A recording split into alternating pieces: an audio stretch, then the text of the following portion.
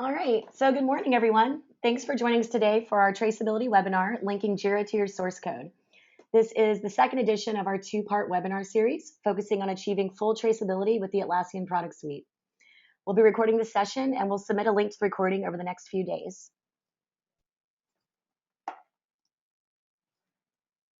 Just a quick note, our next webinar, Agile Best Practices with the Atlassian Toolset, is scheduled for June 4th at 11 a.m. Central. If you have any questions, please provide them via the questions utility in the GoToWebinar control panel. We'll make sure to queue them up and answer them towards the end of the session. On the phone today from Precipio Consulting, we have Christopher Pepe. Chris is a partner at Precipio Consulting and heads up our Atlassian practice. He's been working with the Atlassian products since 2004 and is also a senior solutions architect. My name is Shayla Sander. I do a lot of the business development for Precipio Consulting, and I'll be serving as your moderator for this webinar.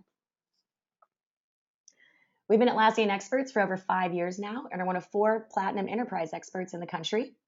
Over 95% of our projects are Atlassian related, and we have over 100 clients across the US ranging in size from 20-person companies all the way up to Fortune 20 enterprises spanning many different industries. We help our clients with process-centric technology solutions that facilitate traditional business process management, IT service management based on IDLE, and software development life cycles. In the SDLC space, we're helping our clients transition from waterfall to agile, and whatever widgets you produce, we can help improve the quality and throughput at the lowest cost. We support our clients in all facets of the Atlassian product suite and build methodologies and solutions across the entire line of products. This includes solutions architecting and implementations, licensing, installs, upgrades and maintenance, hosting and managed services, and training. So with that, we're going to go ahead and turn things over to Chris to lead us through this webinar.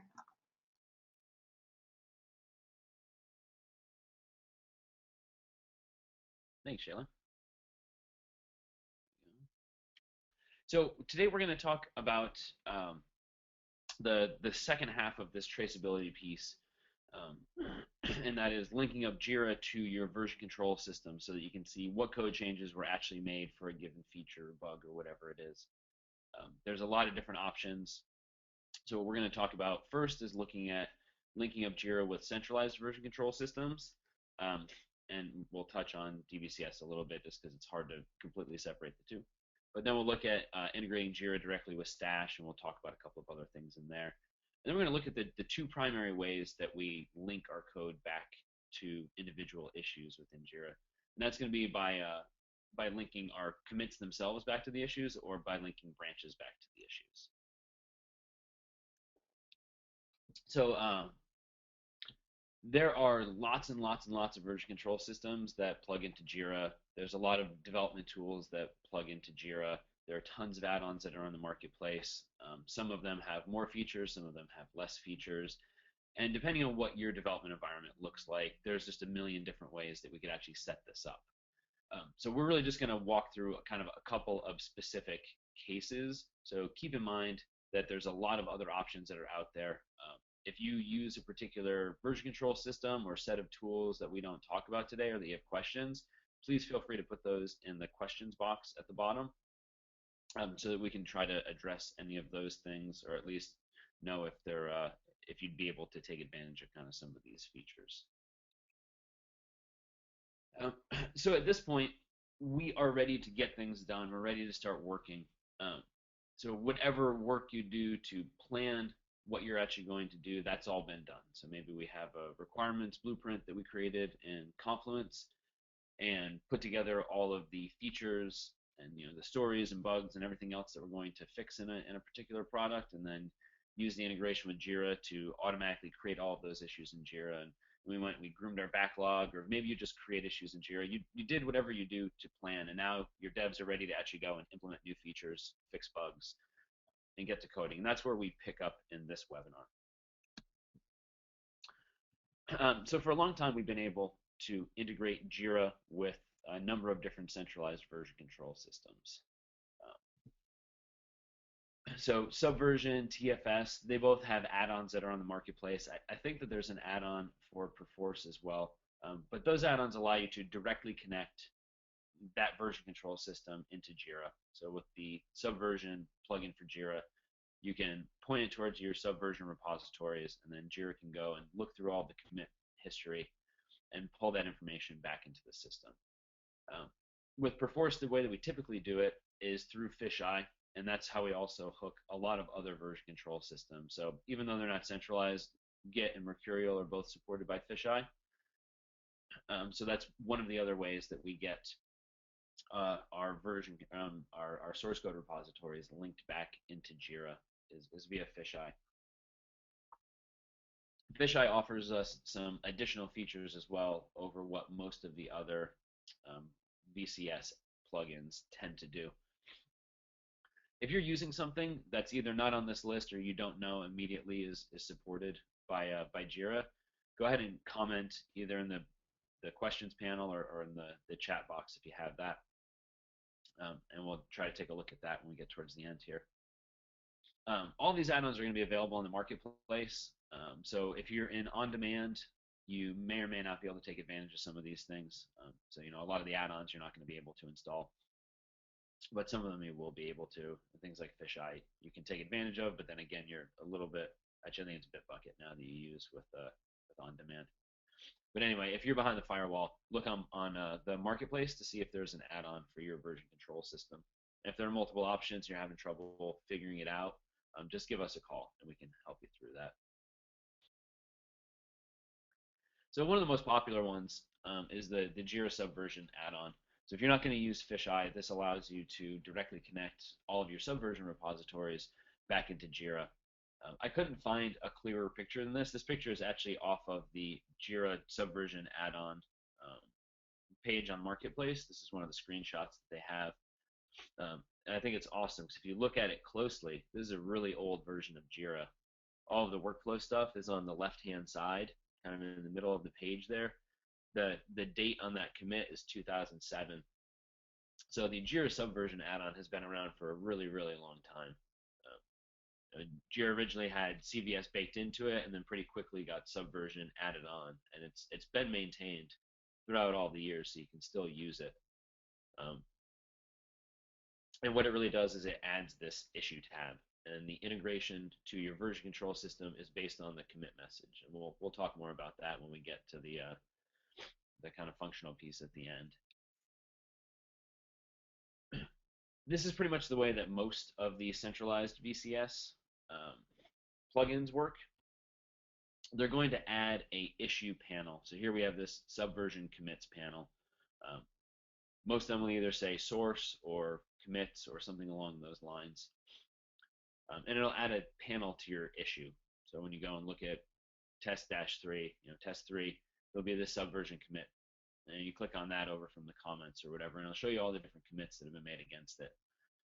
It's really easy to use. You see that all you have to do, if you look at the commit message on these two different commits here, is that all you have to do is reference the JIRA ticket that you want to mention. So test 3. Just by putting that in your commit message, JIRA goes into the subversion logs, looks for things that look like JIRA keys, and then takes that change set and associates it back to the issue. So if we'd started off with a requirement document within Confluence where we figured out what are the actual requirements for this and then created JIRA issues from them, then we went and we implemented some code changes and we linked that back to the JIRA issue. Well, now from our JIRA issue test 3 here, we know why did we make the decision to implement this, because that points back to Confluence, and what did we actually do to implement this, because that points over into Subversion, and we can look at all the different change sets. If you're using fisheye, so fisheye will also put in a similar issue panel like this. If you're using fisheye, you can take advantage of other features, one of which is smart commits. So if you look the kind of bottom left corner of the screen there, I've got test 3 hash comment, big, very exciting commit. There's a whole series of commands like comment, close, you can log time, I think you can link issues together. There's a bunch of different commands that you can use with fisheye. So directly from your IDE in your commit message as you're committing back to your version control system, you can comment on the JIRA issue, you can move it through its workflow, and you can log time against it and in other ways manipulate the issue without having to go back into JIRA. So that's kind of nice. A lot of devs like that. So right from your IDE, you're doing all of your work, you're working on your issues, you're linking back to them. The only kind of challenging part with this approach is that you have to know the issue that you're working on, and you have to mention it every time you commit. So we'll talk more about that as well. But otherwise, this works really, really well. It's a really simple, easy thing to do, and it's supported for the vast majority of popular version control systems. Um, Now the stash integration is even easier to do. So if you actually go and try to set up the subversion plugin, there's a couple of configuration pages and different things that you need to do. With stash, all you have to do is create an application link. And all you need to do to create an application link is just enter in the URL of your stash server. So here mine's localhost 7990/stash. So put that in and I create an application link. And now at this point, JIRA and stash are fully integrated. I don't have to really do anything else. There is one other thing you need to check just to validate that all of the features, or to know what features are going to be available to you. And that's when you go to your project and you click over to the administration tab. Down near the bottom, there'll be a new panel that you may not have noticed called development tools. And you also have to have the newest versions of JIRA in order to do this. So JIRA and Stash have integrated for a really, really long time. To get all of the features we're going to talk about, you would need the newest versions. But if you go to this development tools panel and look down near the bottom, you'll see the capabilities. And here we have all the capabilities. If we didn't have one of these, or if there was a problem, there's a yellow warning box that will pop up and try to give you a hint as to what to do. And then each of the capabilities that you don't have would also have a yellow exclamation point by them, letting you know that that particular piece of integration isn't going to work because of some problem you've had. The major challenge with this that we've seen is the situation where you have JIRA and Stash behind a proxy like Apache or an F5 or something like that, and running over SSL. There's a couple of extra hoops you have to jump through to get all of the trust fully established between those two. But otherwise, once you get the two fully talking to each other, you now have the ability from JIRA to create branches, to view branches that issues are mentioned in, to create and view pull requests, and to view all of the commits. And these kind of go in ascending order from the longest ago support to the newest support. So the ability to view commits, the oldest versions of JIRA and Stash that integrate will still allow you to view commits. And you can do the exact same thing where you mention a issue in your commit message, and that will show up within Stash. I'm sorry, within JIRA under the issue. Viewing branches and creating pull requests and things like that, that's much newer functionality. The create branch link has actually been in there for a long time as well. But there's kind of additional functionality that's been added into it recently.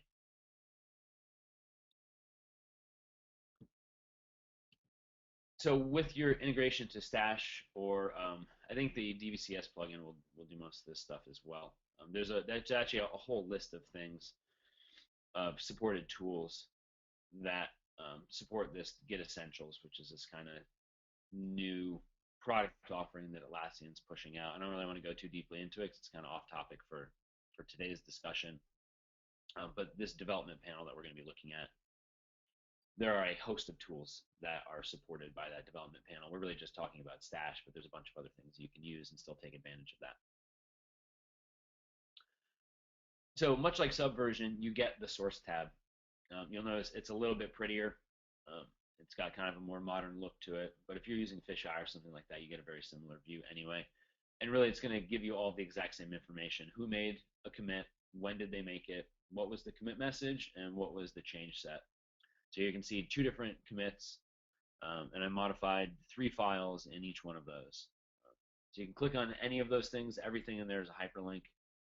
So you go click on any of those and it'll jump you over to Stash. You go click on view full commit and it'll take you right to that that particular commit. You can look at all the individual diffs if you wanted to. So we do this exactly the same. You notice that the commit message starts with SC32. So I'm referencing the issue that I'm working on and then what I did. when I actually go and commit from the command line or from my IDE. Now, the new thing that we have is this development panel. And like I said, there's a bunch of tools that will use this development panel, not just Stash. But you get the most out of it if you have Stash, and you notice that down at the bottom there it says that there are 3 builds against this. So it also integrates with Bamboo and your build system. So you can keep track of where is this issue. So now we actually have kind of an unprecedented level of traceability at this point with this new development panel. So in the past we were always able to reference a JIRA issue in our commit message, and that change set would get tied back to that issue. And then if we went and look through the tab and kind of look through all the different commits, we'd be able to figure out what code changes went into a particular, maybe a particular release, but were implemented for a particular issue. But now we're moving more and more to feature branching and really issue branching. So every JIRA issue is really tracking a feature, and we're creating a branch off of that issue, doing our development in an isolated branch, and then merging that back in. That's kicking off automated builds in our build environment. It's a lot of stuff to track, and this new development panel is actually tracking a lot of that automatically for us. So now when we come in and look at a JIRA issue, we'll just get this little development box, and we can already see it's on 2 branches. That's a link. If I click on it, a box will pop up, and it'll show me what 2 branches is this issue mentioned in. There have been 4 commits against it, so I can see those 4 commits. I can see that there were 3 successful builds, and that the pull request has been merged. So we know that the work that was done on this issue was implemented, the builds passed, and it was merged back into either our development branch or our main line somewhere on January 14th. So we know that's when it actually was shipped as well. So we have a much greater ability to track when things are actually being shipped and what releases they're going into. We can also see just below that line is that this was actually deployed to production. So using Bamboo's deployment architecture, we know that not only were a bunch of builds successful, but this was also deployed to our production environment. And then finally at the bottom we have this create branch link, which would be the very first thing that you see before any of this development really gets started. And then as all of your other systems are working on this issue, are doing work with code changes that relate back to this issue, then this development branch will start to populate itself.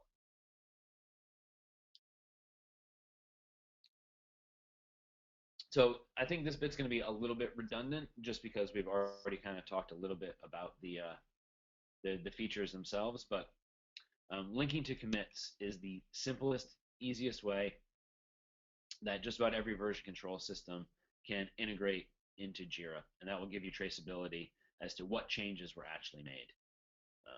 It's dead simple to use. You just mention 1 or more issues in your commit message. If you're using something like Fisheye, you can use smart commits on top of that. It doesn't really matter as long as that issue key is in the commit message somewhere. It's going to get that change set will get tied back to the JIRA issue, and you'll always be able to go through the source code panel and look at all the different commits that were made. We've been doing this for a really long time. This has been available since the early 2000s for JIRA for a number of different version control systems. It has always really worked. Now that workflows are changing a little bit and the way that we kind of approach development is evolving, we're starting to find kind of better ways of being able to track some of these things. So this is always going to work, and this is always going to be a very solid approach.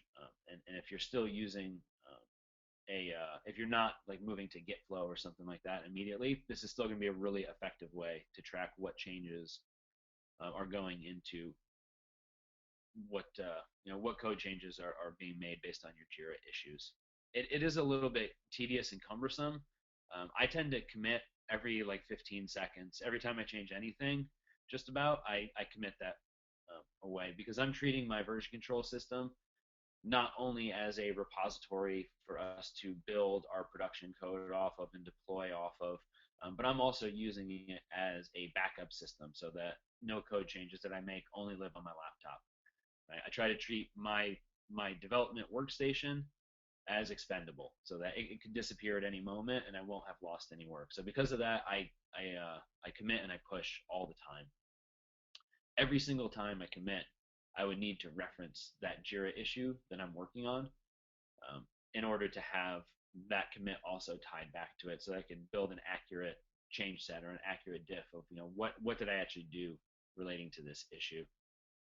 And because we at least have moved to feature branches for all of our development, it's becoming a little bit redundant. So if there's only one issue that I'm working on, and I've created a feature branch for that issue, then mentioning the issue in every commit message is redundant because I've already created a branch for that feature.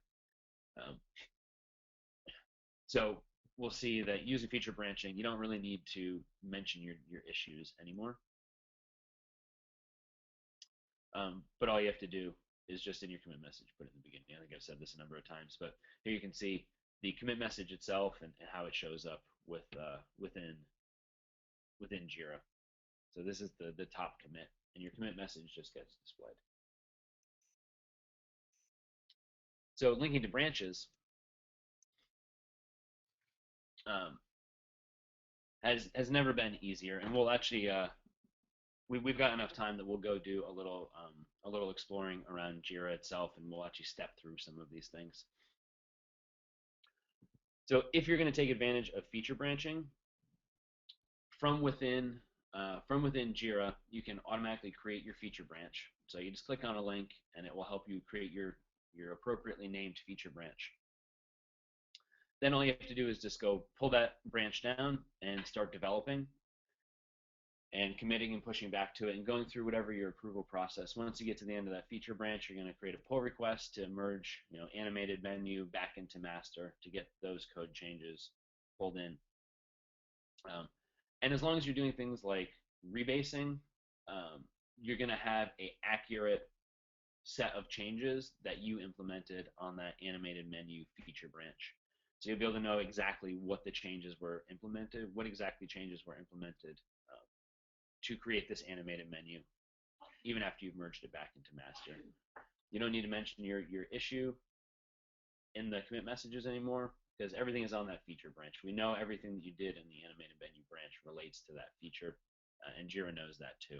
So you have this much tighter integration. You don't have to think about what issue you're working on after you've gone and created your feature branch. You just go create a feature branch, and then you go work on it, and then you merge it, and JIRA will start to actually track all of the things that are happening there. Whereas you can still do that today, even if you're not using this really tight integration between all your development tools.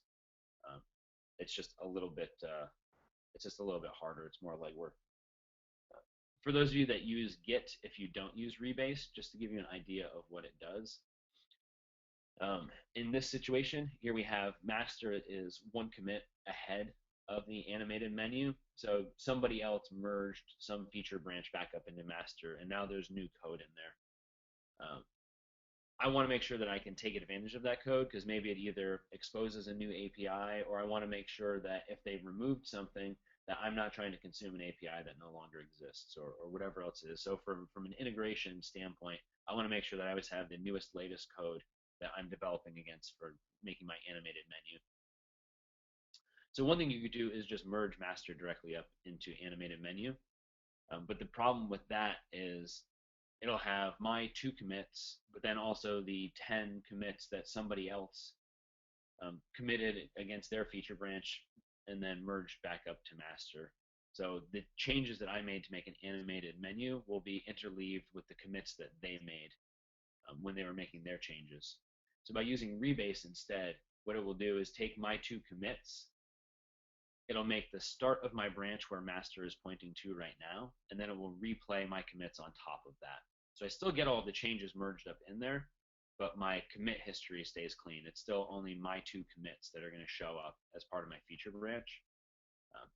And that's nice because it keeps your commit history clean, but it's also really effective because if you need to go back and look at what were the changes that we made to implement animated menu, then we can actually isolate what was the work that I did versus what was the work that I did and the work that other people merged back up into master while I was working on this.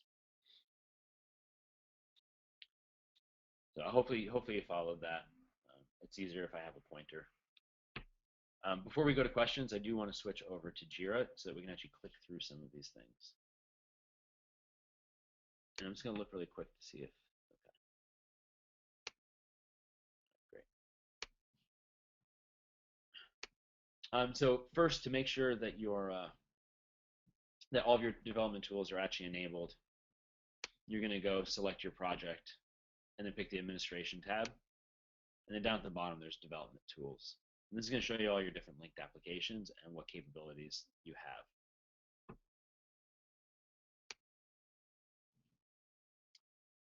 So these are the two issues that we're working with. So here we have a blueprint in Confluence, a product requirements blueprint that we originally created this issue with. Then we went off and I did some work on it. So in this case, I've already been doing work. So I've got a branch and a pull request open. And if I click on this branch, it's going to show me the repository and then the branch that this issue is related to. And you can see that there's already an open pull request relating to this. I can create another one, or if there wasn't one, I can go and create one directly from JIRA. So I don't have to jump over to Stash to create that pull request. It's a little redundant because we just talked about it, but here I have a pull request open as well. So this is the second pull request. It's on this feature branch to merge this feature branch back into master, most likely. If we clicked on it, this will take us over into Stash, and we can dive deeper into this pull request.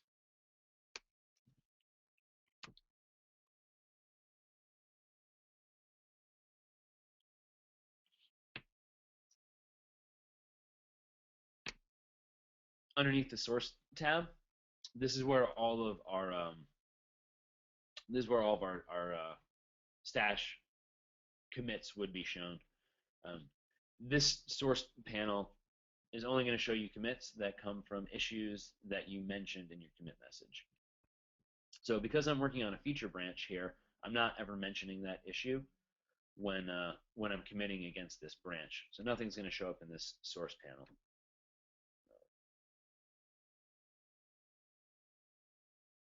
Over here on this other one, you can see that here now it's showing 8 commits, and those 8 commits are reflected by the commits that have the issue mentioned in it. This one's also being worked on in its own individual branch, so SC32 versus SC30. And there's also a pull request that was open for this. It's already been merged. So scrolling through here, you can see in a couple of places we've got different users, admin versus CPEPI. So we can see who changed things, what they changed, and then clicking on the view full commit, this will take us over into, in this case, Stash, but whatever your version control system is, and show you the diff, so what actually changed in this particular commit.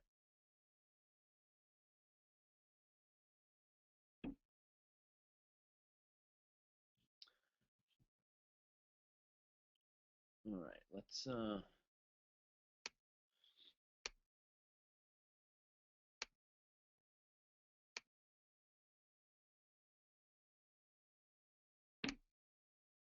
go pull open a different issue.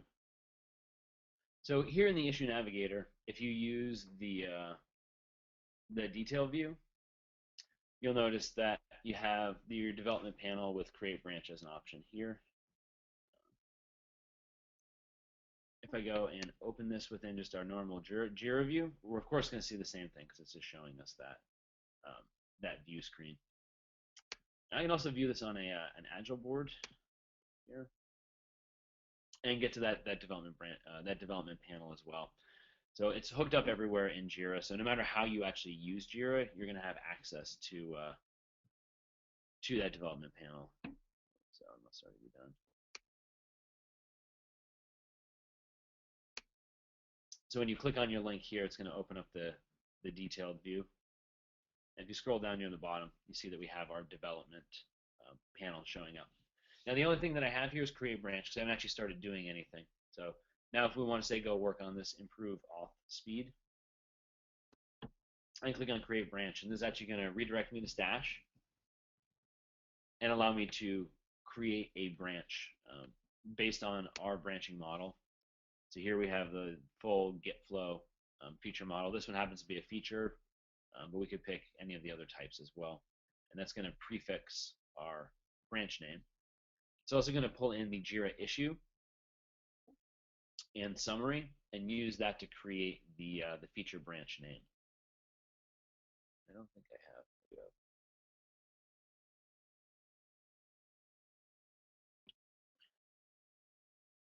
So now I go ahead and create that branch. I've got a new feature branch created for me. So you can see I've got a number of different feature branches that are in here. I'll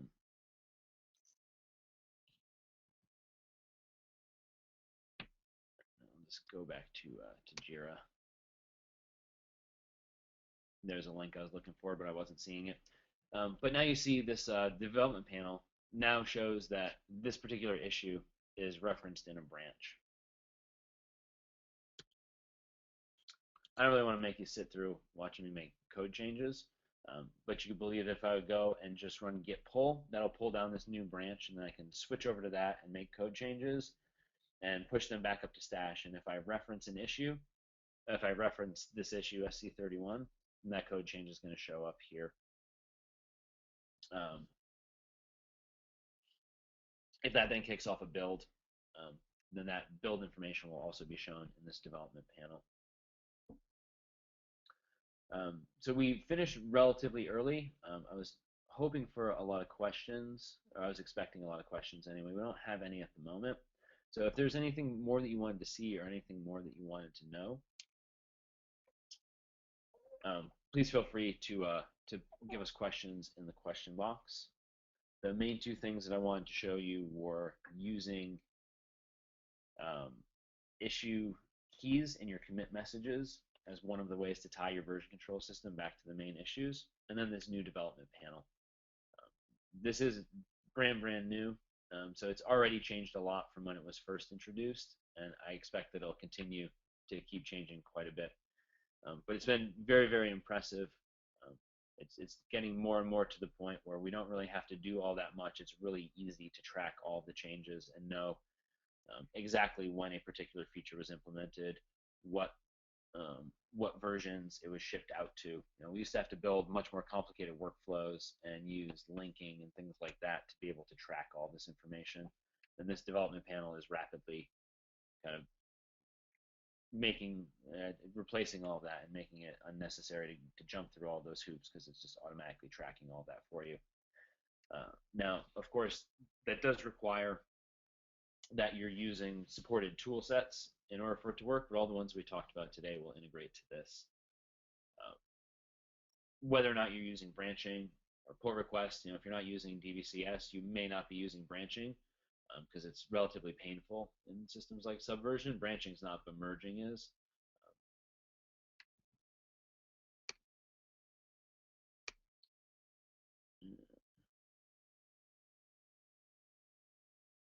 So Chris, we actually have a question.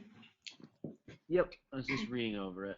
You want to go ahead and read it so that everyone can hear it, Shayla? Sure, yeah. It says, I may have missed this since I came on the call a little late, but could you walk through how to start seeing the development panel for a particular project after you install the DVCS plugin in the version of JIRA that you're running?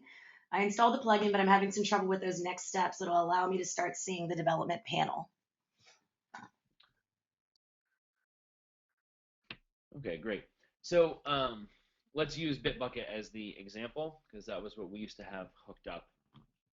Really, all you should actually do, once you have configured your DVCS plugin and added some repositories to it, and again, kind of depending on the version that you're running and all of that stuff, but it can automatically pull repositories out of your Bitbucket or GitHub account and configure those within JIRA.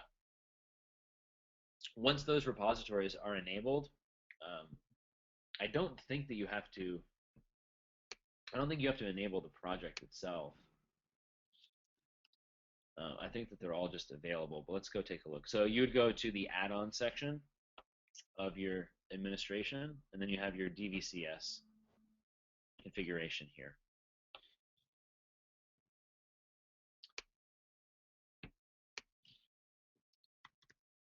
I don't have OAuth keys. All right, I'm not actually going to do this thing, because I don't want to make you watch me go off and figure out what my OAuth keys and secrets are. But you go and configure this. You can choose whether or not to enable smart commits. So that's similar functionality to Fisheye, and you can auto link new repositories. So whatever account you're using, you can just go and automatically, any new repository that's created can automatically be pulled into JIRA. From there, I thought that I don't think that you have to enable any of the projects. You should just see the source tab. So when you go and create a new issue or go look at an existing issue,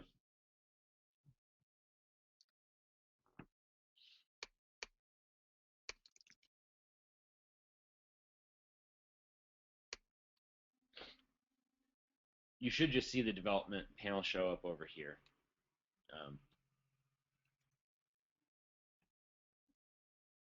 So is that not the case? Do you not see that in your particular instance?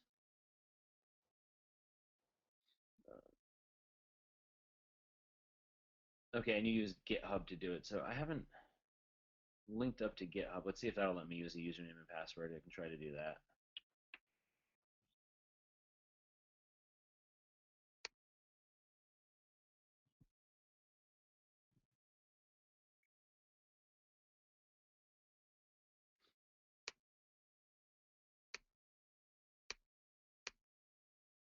Yeah, it's gonna also make me go get all the stuff. Well, I guess I would start with this DVCS connector help page, which looks like it moved.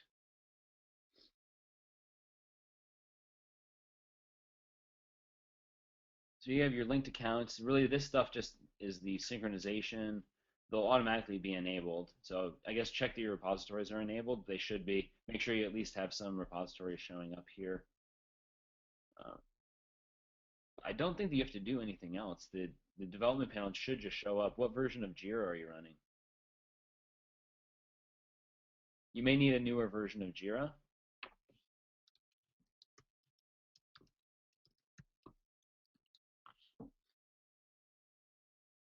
She's checking on the version right now for you, Chris. Yep. Thank you.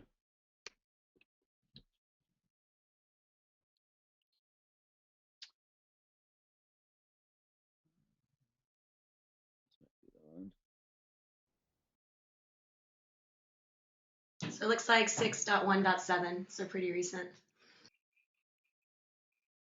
Okay, that is pretty recent. And I think that, well, I'll have to dig a little bit more into that to see if 6.1.7 actually has the development panel. It's possible that it doesn't, although I think it does have at least a basic. You should at least be able to create branches.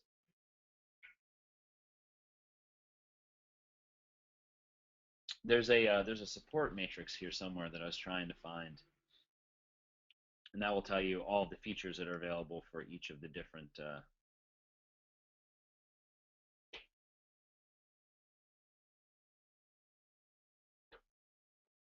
Yeah, you should see this development box in JIRA 6.1, so you should be able to at least create branches from it. I'm not sure what it is. If you don't figure it out in the next little bit, we certainly can come take a look and help you figure out what's going on. Yeah, I was going to say, Elise, feel free. You can email us at sales@precipio.com, and we can kind of take a deeper dive into it for you after the webinar. So I will say that I have had a little bit of a time getting some of these features fully integrated. Like I mentioned before, most of them revolve around SSL, and that's usually the case with application links anyway. Just getting all that trust fully established, especially if you're going through proxies, you just have to have kind of the magic combination of everything set up the right way. But at the very least, this create branch link usually will show up just by connecting to, especially if it's Bitbucket, GitHub, or Stash.